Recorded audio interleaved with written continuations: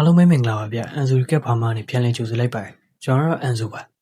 chapter 2ရဲ့စဒီရဲ့ chapter မှာတော့ကျွန်တော်နဲ့နောက်ထပ်တစ်ကောင်ဒိုင်ယာဝင်ပလီ boss ကိုတိုက်ခိုက်ဖို့အတွက်ဒေါသကြီးဟန်ပြင်းနေတဲ့အကြောင်းပြီးမှရှိတဲ့လူတွေကလည်းတဲတန်ဝိုင်းဆွဲထားကြရပါတယ်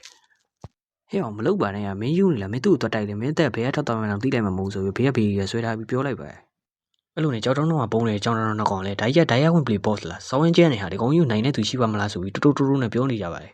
အဲ့ဒီအချိန်မှာပဲကြောင်တော်နောက်ကောင်လူတယောက်ကိုမြင်တော့ပြီးဟာဒီကောင်ဘာလို့ကြိုးစားနေလဲဆိုပြီးတော့အကောင်ကြီးပြောလိုက်ပါတယ်အဲ့ဒီငါကြောင်ကောင်ပြောနေရတာဘယ်သူလဲဆိုရင်တော့ကျွန်တော် MC ဖြစ်တဲ့ကိုတီညိုပဲဖြစ်ပါတယ်ကိုတီညိုကလည်းဘောရှိတဲ့နေရာကိုတန်းတန်းမှတ်သွားနေပြီးတော့ကျွန်တော်နှကောင်နဲ့သပင်ရှင်နဲ့ဟာဟဲ့အောင်ကြီးစမ်းမအောင်ကောင်တော့လေဒါလူသေးတွေခိုင်းနေဒါမဟုတ်ဘူးလားဒါဆိုကောင်ကလူတစ်ပေါ့အဲ့ထဲကဘိုကီမဟုတ်တဲ့တပစီကီနေကောင်ကလည်းဟာဟုတ်တယ်ဟာလက်ခွေးဒီရဲ့ boss ကဘရင်အစင်းရှိရမကောင်းဆိုးရတဲ့ကောင်ပဲငါတို့တော့ကိုကြီးမပိုင်တိုက်ခိုက်ကိုခွင့်မရှိဘူးလို့ပြောနေကြပါတယ်ဒီရဲ့မတိနိုင်တဲ့ကဘာမှာတော့မကောင်းဆိုးရတွေကအားအနည်းဆုံးအဆင့်နဲ့အားအကောင်းဆုံးအဆင့်ဒီသတ်မှတ်ထားကြပါတယ်အဲ့လိုပဲလူသားတွေမှာလည်းတာမန်လူအထက်တန်းစားအကြီးအကဲသခင်ဘရင်သူရဲကောင်းနဲ့နတ်ဖျားဆိုပြီးတော့လည်းသတ်မှတ်ထားကြပါတယ်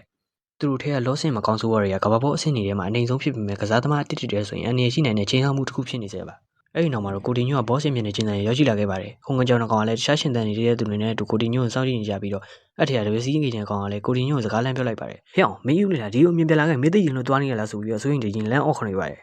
်ကိုတီညိုကလည်းဘောရှိရောက်နေတာမှမတုံမလုပ်ဘဲနဲ့ဒိုင်ယာဘော့စ်ကိုမင်းမကောင်းဆိုးဘော့စ်လို့တော့ပြောဘာမှလည်းထူးခြားတာမရှိပါဘူးဆိုပြီးပြောလိုက်ပါတယ်အဲ့ဒီအချိန်မှာပဲဘော့စ်ကချက်ချင်းဆိုလို့သူ့ရဲ့ပါးစပ်ကနေရောင်ကြီးလိုင်းနဲ့ပြစ်ခတ်လိုက်ပြီးကိုတီညိုကလည်းနောက်ကိုဆုပ်ပြီးအမြင်ရှောင်လိုက်ရပါတယ်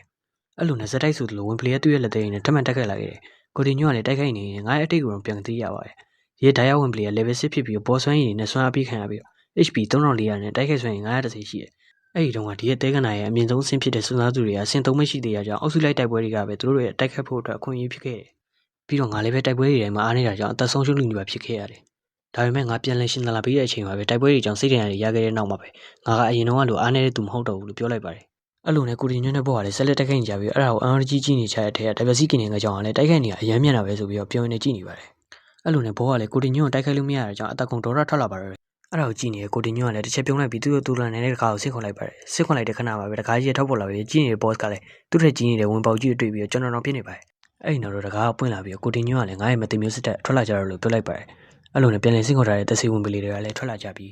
းဟာဘာတော့ဒီအထူးဆန်းတဲ့တကားကြီးကဒါကဇွန်ဘီဘလူးတွေလားဟာမဟုတ်ဘူးကွာသူတို့ကတဲကနာရဲ့တစီဝင်ပလီနဲ့တူတယ်ဟိုကောင်ဘယ်လိုလုပ်ပြီးဒီကောင်လေးဇွန်ဘီဖြစ်ပြောင်းပြီးပြန်လည်ဆင့်ခွန်နိုင်ရတာလဲသူတို့ပြောနေတာကယူမဆိုင်အားတဲ့ကိုတီညွန့်ကလည်းတိုက်ခိုက်နေနေပဲငါဒီကိုလာတဲ့လမ်းမှာဝင်ပလီတွေကိုတိုက်ခိုက်ခဲ့တာကြောင့်ငါရဲ့အဆင့်က3ကိုရောက်ခဲ့တယ်ငါရဲ့မတည်နိုင်တဲ့ကဘာကိုတူလောင်မှုကန့်သက်ချက်ကလည်း30ထိရောက်နေပြီနည်းနည်းနောက်ကျသွားပြီမရလက်ကတော့တန်ပါလေဆိုပြီးပြောနေပါတယ်အဲ့လိုနဲ့ဝင်ပလီကလည်း boss ကိုဝိုင်းတိုက်ကြပြီးတော့အဲ့ဒီချိန်မှာပဲကိုတီညွန့်စစ်ခွန်ထားတဲ့ဝင်ပလီတကောင်ကလည်း boss ကိုတိုက်ခိုက်ဖို့ပြင်နေတဲ့အချိန်မှာဘောကလည်းအဲ့ဒီဝင်ပလီကိုတတိထားပြီးကိုတီညွန့်ကိုတတိမထားမလဲတဲ့အချိန်မှာပဲကိုတီညွန့်ကလည်းဒါငါရဲ့အခွင့်အရေးပဲဆိုပြီး boss ကိုလင်းမြန်တဲ့အချိန်နဲ့ပြေးလာပြီးဒါနဲ့ခုတ်ချလိုက်ပါတယ်ကိုတီညွန့်ရဲ့ခုတ်ချက်ကြောင့်အရန်နာကျင်သွားတဲ့ boss ကောင်ကလည်းကိုတီညွန့်ကိုတင်းပြီးတော့ကိုတီညွန့်ကိုအသေးအတန်လိုက်တက်ခိုက်ပါတယ်အဲ့လိုတိုက်ခိုက်နေတဲ့အချိန်မှာပဲသူ့ရဲ့ဆင့်ခေါ်တဲ့ဝင်ပလီတွေကိုပြန်လည်တိုက်ခိုက်ဖို့အတွက်ပြန်ခေါ်လိုက်ပြီးဝင်ပလီတွေကလည်းအနောက်ကနေ boss ကိုဝိုင်းပြီးတိုက်ခိုက်ခဲ့ကြပါတယ်အဲ့ဒါကိုပြန်လက်ကြည့်နေတဲ့ကိုတီညွန့်ကလည်း PSA တီတော့မှစင်တကောင်လုံးကိုတတ်နိုင်တယ်ဒါပေမဲ့ငါ့ရဲ့ဆင့်ခေါ်ကောင်တွေကတစ်ခါတိုက်ရင် boss ကိုစကန်ရရင်တော့ထိခိုက်မှုရှိတယ်ဒါပေမဲ့ဒီကောင် HP က3400တောင်ရှိတယ်ကြာတော့မခံလာဘူးဆိုပြီးကျန်တဲ့ဝင်ပလီတွေနဲ့အတူ boss ကိုတိုက်ခိုက်ဖို့အတွက်ပြေးဝင်သွားပါတယ်ဒါကတော့ chapter 3ရဲ့အဆုံးပဲဖြစ်ပါတယ်ဗျကျွန်တော် channel ကို like and subscribe လုပ်ပေးကြပါဦးchapter 4 edit လုပ်တာမပြီးသေးတဲ့အတွက်ကြောင့်မနက်ဖြန်ပိုင်းမှာစတင်ပြီးပါမယ်ဗျ